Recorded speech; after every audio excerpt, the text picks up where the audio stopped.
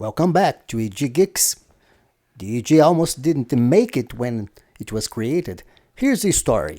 Hans Berger was serving as a doctor on the front lines during World War I when he experienced trauma from a mortar blast. As soon as he was taken to camp, he received a telegram from his sister saying that she had a feeling that he had been injured. This event left such an impression on Berger that he began studying the possibility of creating a machine to study thought transmission. This initial idea could have led to the downfall of the EEG. Luckily, that didn't happen, and I have a feeling you are going to like this and subscribe to the channel. Now, let's get serious. Welcome back, brainwave explorers. Let's get back to the good stuff. In this channel, we will delve deep into both the practical and theoretical aspects of traditional and quantitative EEG, with particular focus on accurate interpretation of findings. Our first suggestion to you when discussing or reporting an EEG is avoid vague and imprecise terms such as discrete signs of altered cortico-subcortical dynamics of an unspecific nature. These demonstrate uncertainty in interpretation. A clear and concise report is essential, stating whether the EEG is normal or abnormal, and providing a solid justification for this conclusion. Throughout our discussions, we will emphasize the importance of objective and accurate reporting. Today, we will welcome Felipe, one of our undergraduate colleagues, to provide a basic introduction to EEG, and I might briefly interrupt him from time to time to share some thoughts. Thank you for joining us, Felipe. Hey, Professor Kanda. Thanks a bunch for inviting me to speak. I really appreciate it. Let's talk about EEG amplitudes. When you see an EEG, what you're really looking at is voltage plotted over time. The strength or voltage of the EEG signal determines how big the waves appear. But as that signal travels through the brain's protective layers, like the meninges, cerebrospinal fluid, and even the skull, it gets weaker by the time it reaches the scalp. Excuse me, Felipe.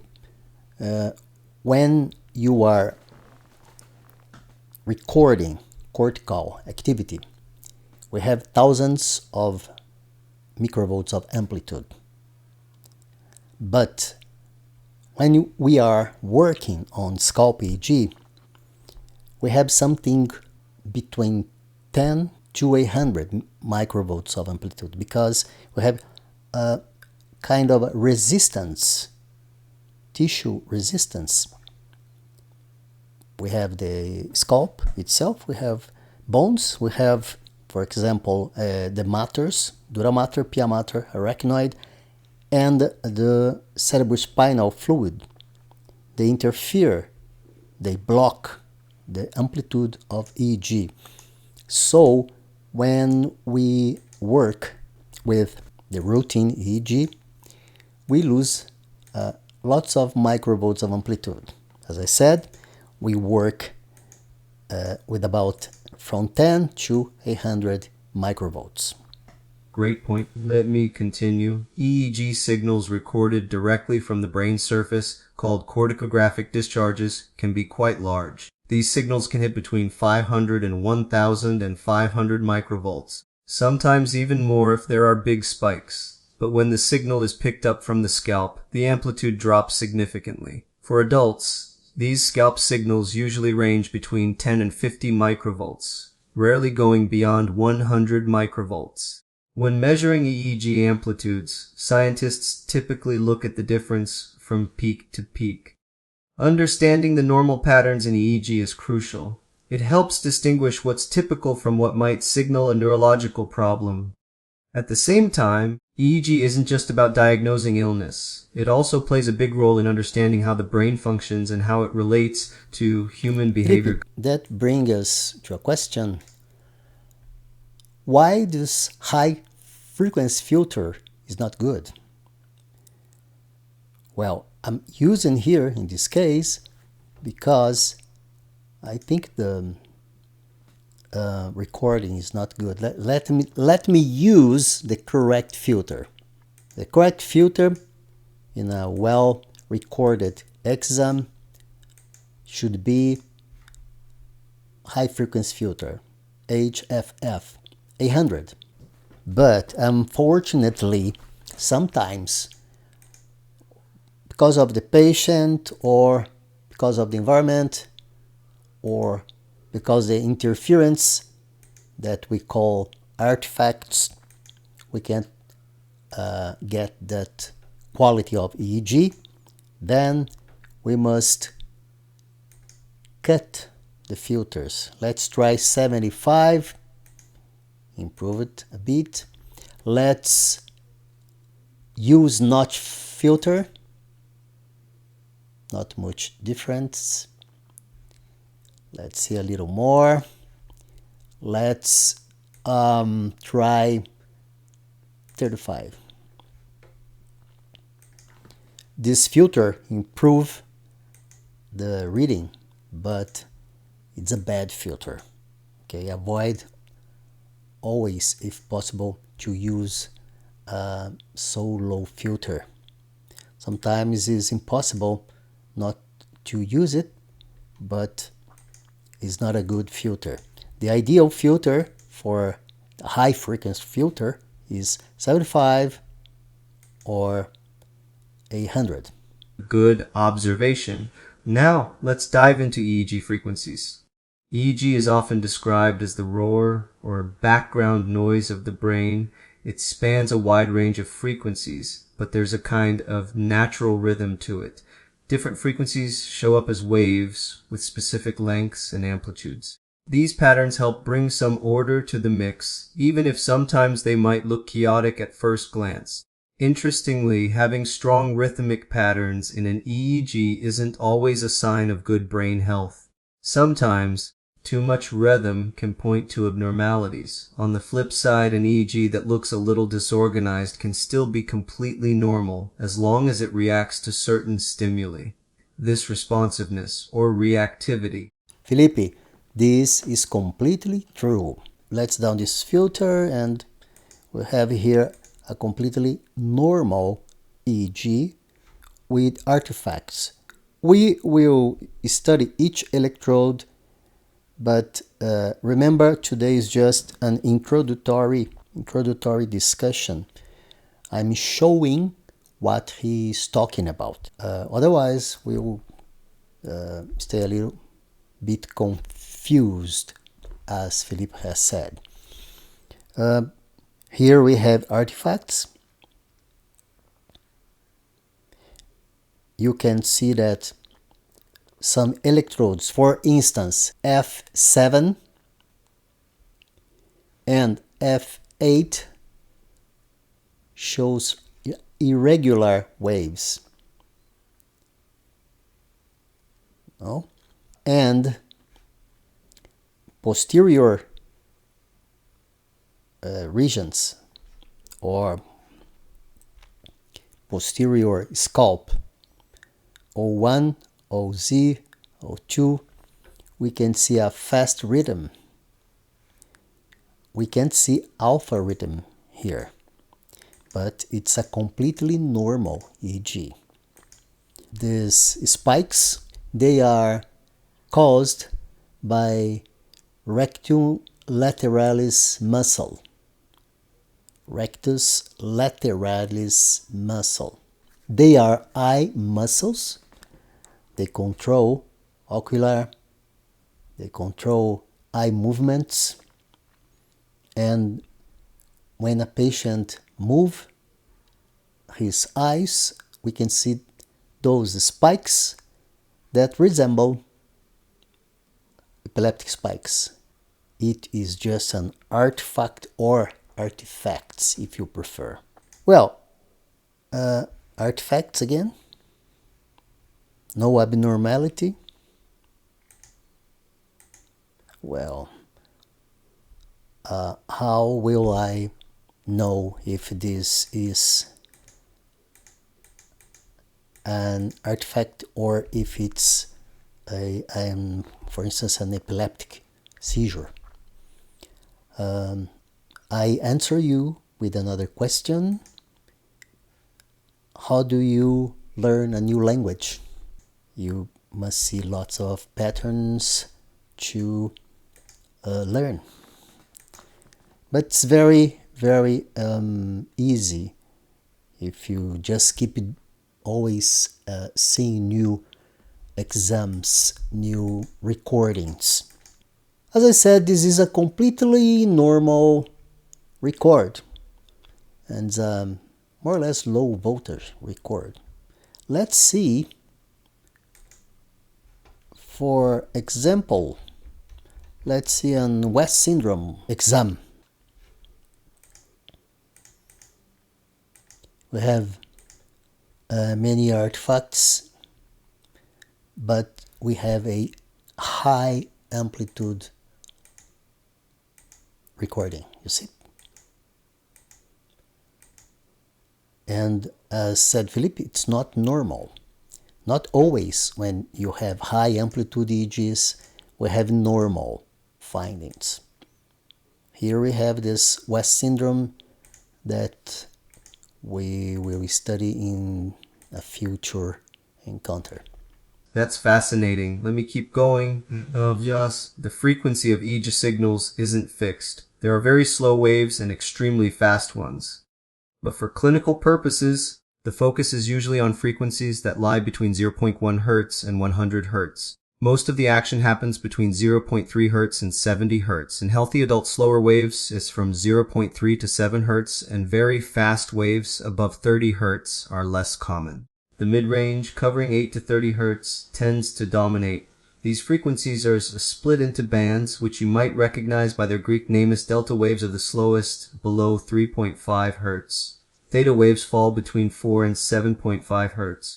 Alpha waves cover 8 to 13 Hz. Beta waves start at 14 Hz and go up to around 30 Hz, sometimes stretching to 40 Hz or higher. Gamma waves are the fastest, going beyond 30 Hz, with no real upper limit. Yes, let's see some of those rhythms in practice. Here we have alpha rhythm. Let's see if it's alpha. In fact, let's see the frequency of this alpha, yes, 9, 13. In reality, it goes from 8 to 13. Selection of time, 3 seconds. Dominant frequency, 10.7 Hz. Middle frequency, 10.7 Hz. Maximum EEG amplitude, 45 microvolts. Remember that the mean amplitude of alpha in normal adults is 50 microvolts. Average EEG amplitude, 17 microvolts. Wave frequency, 47.17 based on periodometric key analysis. Okay. This is alpha. This is beta rhythm from 14 to 30 or 35 or 40 Hertz. Depends on the book, depends on the author, where we have this fusiform morphology. Sometimes you have beta is mixed with artifact, but in general, what we have here is beta rhythm. Beta can be anterior, we can have a central beta, and we can have a posterior beta, also called as a fast alpha variant. You see that sometimes we have just beta in posterior regions, we don't have alpha. No alpha here practically, but it's normal. Here are the alpha rhythm again. You see that it appears rarely here in this record. Beta rhythm here, but it's completely normal. This is a normal finding, and here we have eye movement artifact. Everything here is eye movement artifact. It has a more or less stereotyped way of appearing. We have eye movements, and sometimes we can see those retrolateralis muscle spike here. Well, we've seen beta rhythm, alpha rhythm more rarely appearing in this record, and now we can see pathological delta rhythm here. We have this, oh, let me close here. We have this pathological delta. It's not like a eye blinking, because you can see that it predominates in one hemisphere, in this case right hemisphere. We can see so many slow waves in left hemisphere as in right hemisphere. And another thing that differentiates this delta, really pathological delta, from eye movements is that it's less stereotyped, as you can see here. And one characteristic very important, it is a polymorphic delta. What is that? Polymorphic delta. It's a slow rhythm, 0.5 to 3.5 or 4, depends on the author.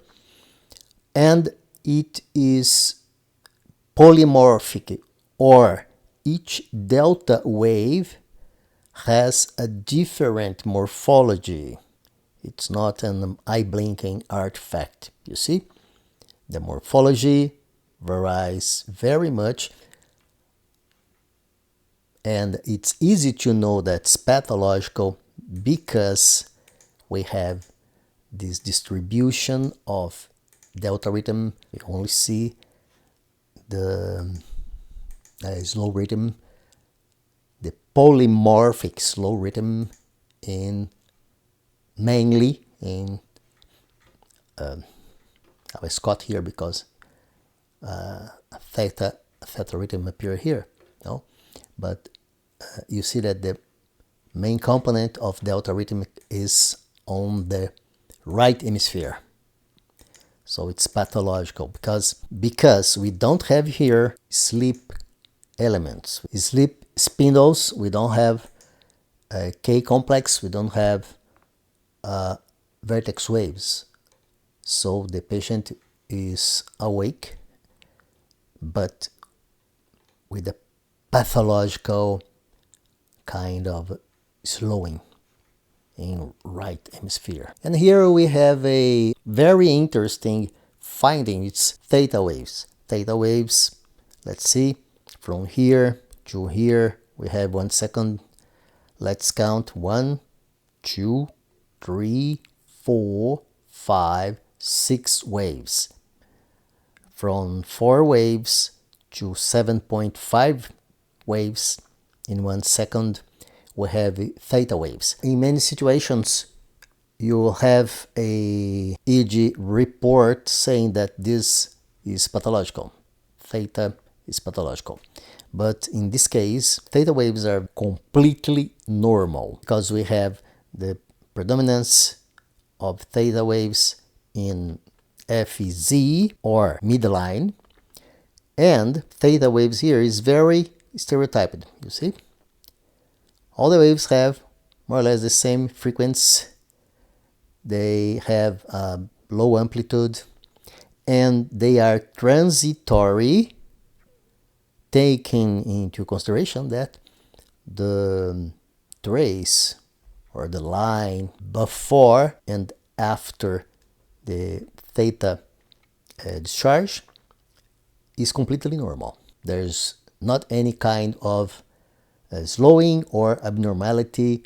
So this is a midline theta rhythm that's completely normal.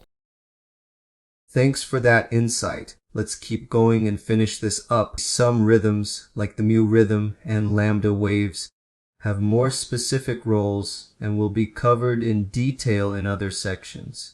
For now, it's worth noting that the EEG can show a wide variety of frequencies, and each one tells a different part of the story about what's happening in the brain. Sometimes EEG signals can look abnormal if a particular frequency gets too strong. This is especially true for fast beta waves.